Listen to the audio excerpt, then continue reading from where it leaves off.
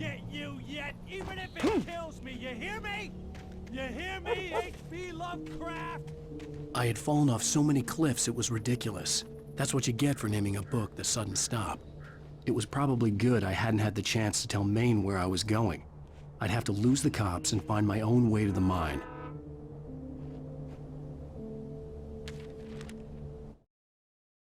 Nightingale stared through the broken studio window into the dark woods.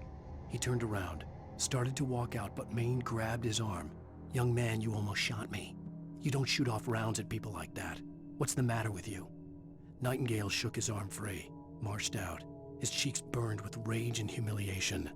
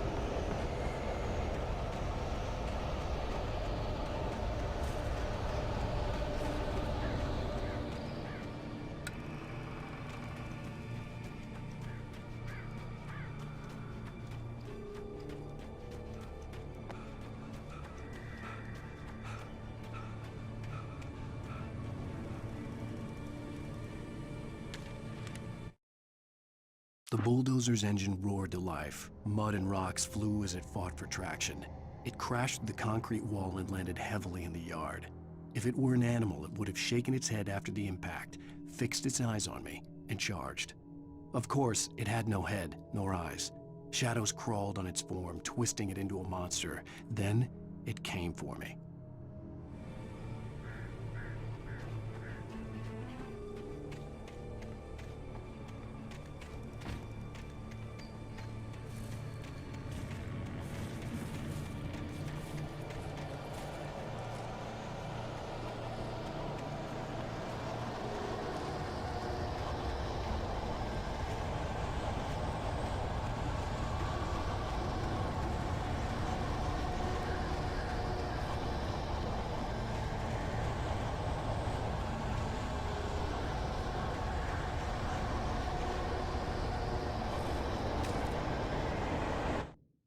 Sarah trusted her gut, and her gut said Agent Nightingale was an asshole.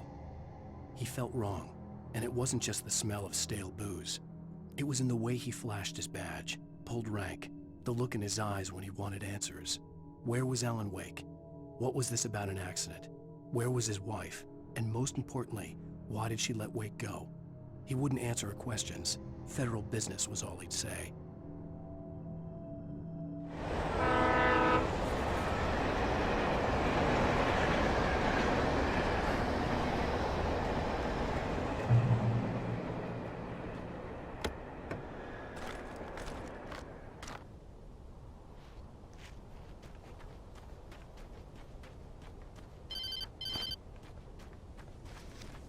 Hello?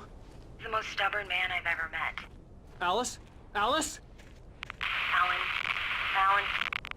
I'm so afraid.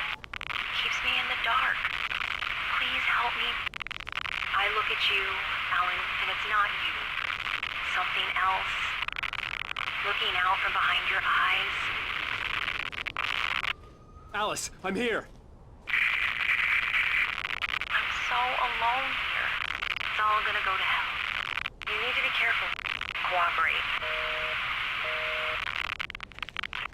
The connection had been terrible, but that wasn't the only thing that hadn't been right with the call. She sounded wrong somehow, but she had called me.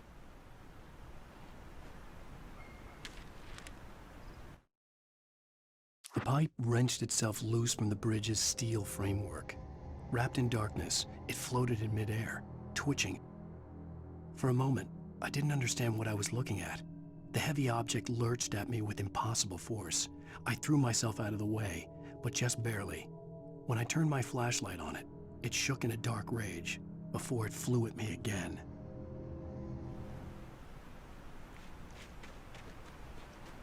I could see a railway bridge up ahead and a warehouse of some sort on the opposite shore. I hoped I could find a car from there.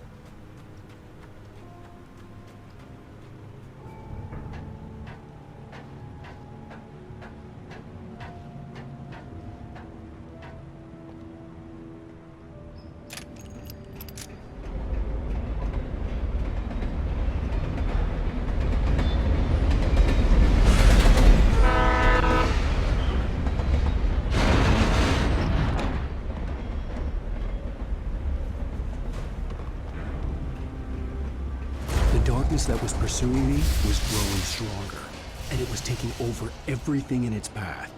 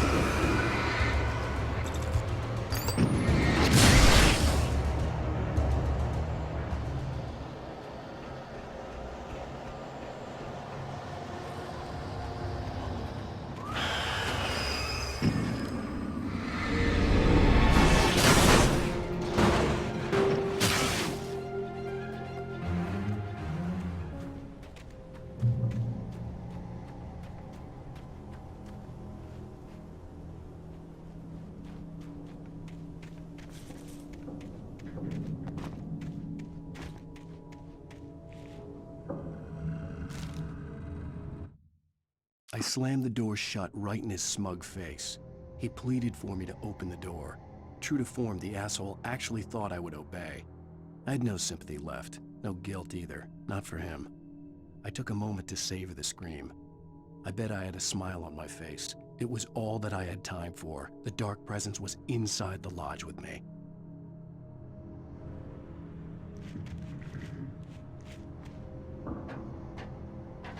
As a teenager, just starting to get interested in writing, Stephen King had been a source of inspiration to me. I thought about all the inanimate objects that had come to life in his books. No one is safe in a good horror story, certainly not the protagonist. That's what makes them fun. This was anything but. The darkness could possess anything, and it was getting closer.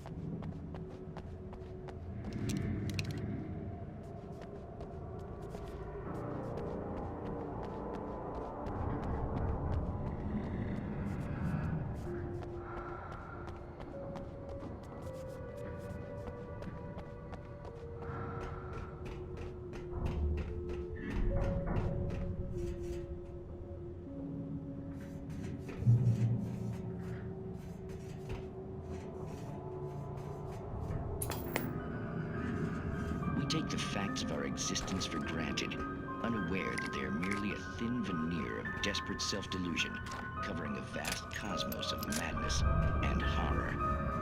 All too often, the stars are right. In Night Springs. Tonight's episode, a family occasion. Journalist Alvin Derleth's trip to study the local customs of an insular community in Night Springs has been less than successful. Until tonight. Well, I'm glad you changed your minds about this. Ancient customs, local mythology. My editor loves this kind of stuff. Well, Mr. Derleth, we don't want to feel like we're on exhibition. But you have demonstrated the seriousness of your intent. Oh, I am serious. Really, just do your thing. I'll stay out of your way and observe. Actually, I thought you could assist us. I'm afraid we are a man short. It would provide you with an intimate perspective. Could I really? Of course, Mr. Derleth. Well, I guess that's the least What would I have to do? Oh, here. Let me show you with a kiss.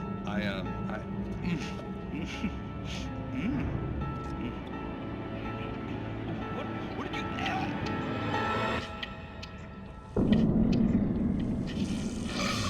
Oh, Mr. Derleth, you have well pleased Nixie Perka, the dweller in flesh. Your body shall host 1,000 young, and all shall be glory.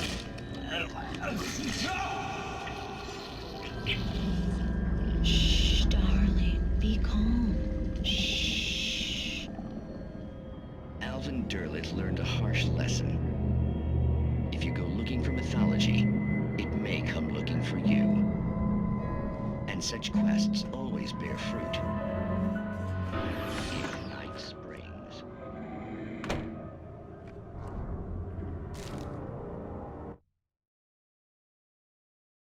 The darkness surged towards me, sucking everything loose from the ground into its depths, tugging at my clothes. I saw the flare the kidnapper had dropped and threw myself towards it just as I felt my feet leave the ground. The darkness embraced me with the force of a tornado. Somehow I managed to light the flare. The darkness roared and cast me away. I fell toward the dark waters of the lake far below.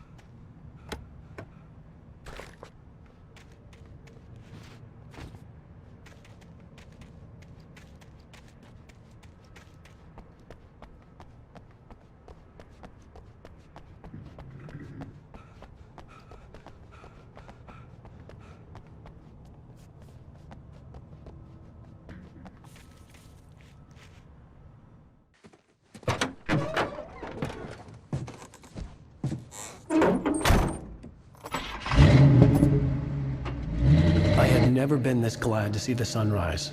I had a couple of hours to get to the coal mine.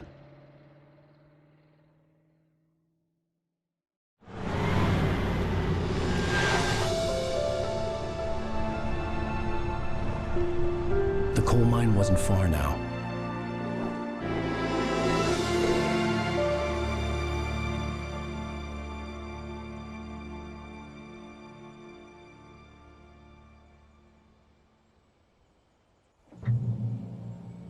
Today, I would meet the kidnapper, and he would give me Alice. I wouldn't give him any other choice.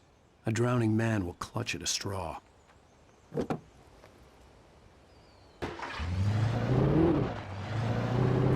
Little by little, without realizing it, I'd come to believe that the story in the manuscript was coming true. The current of its narrative had taken me deeper and deeper into dark waters. Alice had been taken from me. Barry was probably in jail. I was a fugitive from the FBI. The whole world taken over by the dark presence was trying to destroy me. It all felt real, but it matched a textbook case of insanity.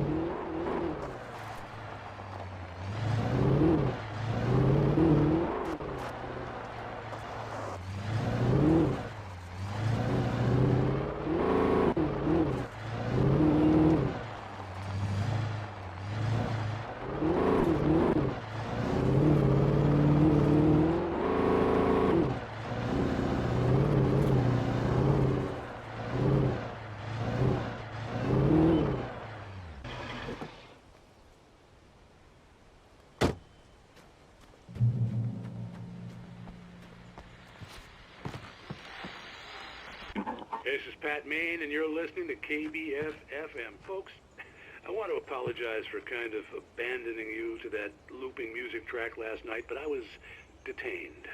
You see, I encountered a big-shot G-man with an itchy trigger finger who could use a lesson in manners and a boot in the ass, not necessarily in that order either. Now, folks, I know I'm not being very informative here, and I apologize for that. I really should just keep quiet, but I'm just so peeved right now, because some people just shouldn't be carrying badges. I'm just glad that our Sheriff Breaker was there to straighten things out. And if someone I met last night is listening, let me just say, I'm sorry if my mouth got you in trouble. I'm pretty sure you're not the bad guy here. Godspeed, son. I hope you know what you're doing. Now, on a lighter note, I'll be talking to Dr. Nelson all morning. But first, a little music.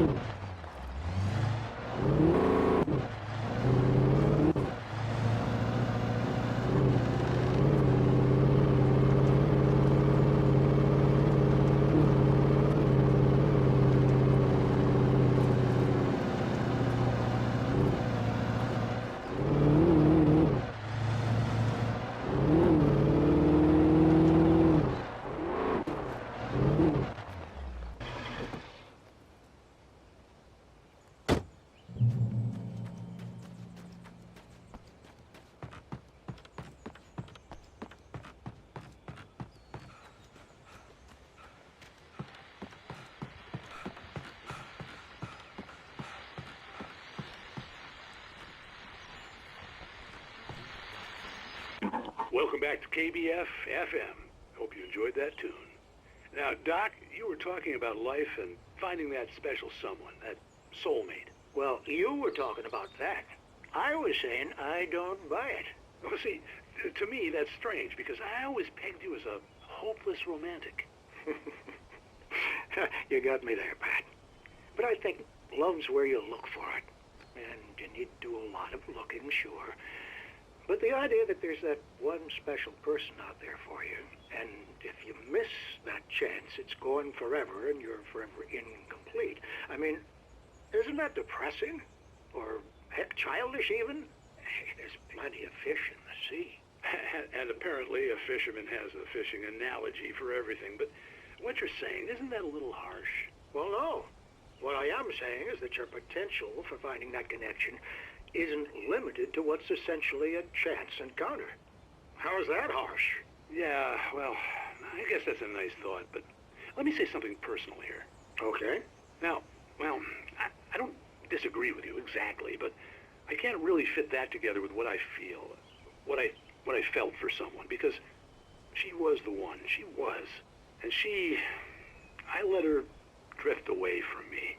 Maybe I didn't put in the work, I don't know, but, well, since then, and it was a long time ago, but since then there hasn't been anyone, not like her. And I'm not saying I dwell on her or haven't moved on. I like my life. I'm not living in the past, but I do miss the way she completed me. You can't argue with the heart, Pat. I'm sorry, folks. I had kind of a scary experience last night, and let's just say it's shaken a few things loose.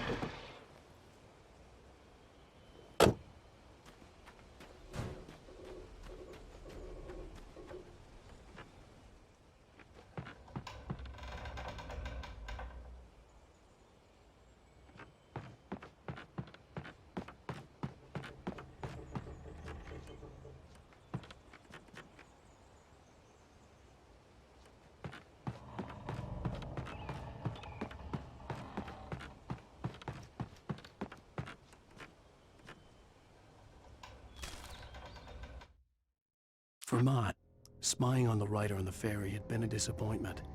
His boss had made Wake out to be something special, but Mott hadn't been impressed. He'd gotten a good long look at the wife, though, and he liked what he saw. Mott had fantasized about goading Wake into a fight, but it hadn't happened. Still, he'd get his chance to see if the writer had anything in him. He'd been promised as much.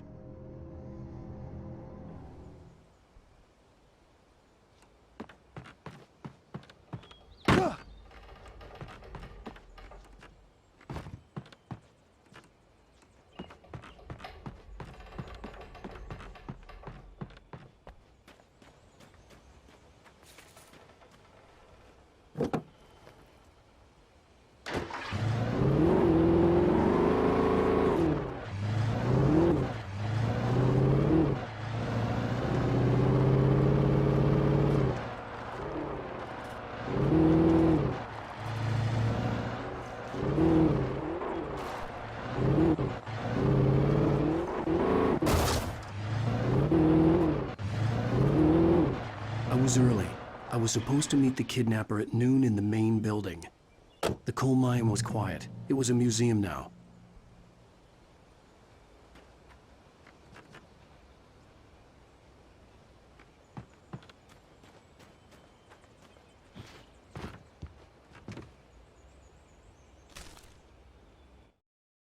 With Nightingale gone and the night wind blowing in through the broken studio window, Maine stared at Sarah. The sheriff looked away. Maine's voice shook with barely controlled anger. That boy's doing more drinking than thinking. I hope you know what you're doing, Sarah. He's got a sickness in his eyes. You take my word for it. He wants Wake for a reason, and it's not for anything good.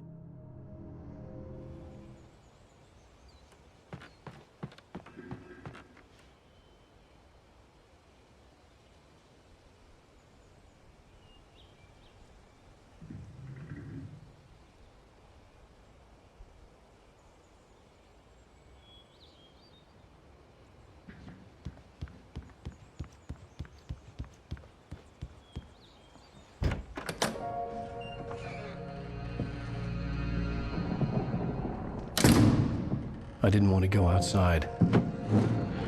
Cops had to be looking for me. The noon sun turned the place into a sauna. The day dragged on. Different scenarios ran through my mind. Ways of how I'd torture the kidnapper to get Alice back. Or the different horrible things he could have done to her. I imagined her dead. I had no way of knowing she was still alive. It was killing me. I was running on blind hope. It was all a waste of time. The bastard never showed up.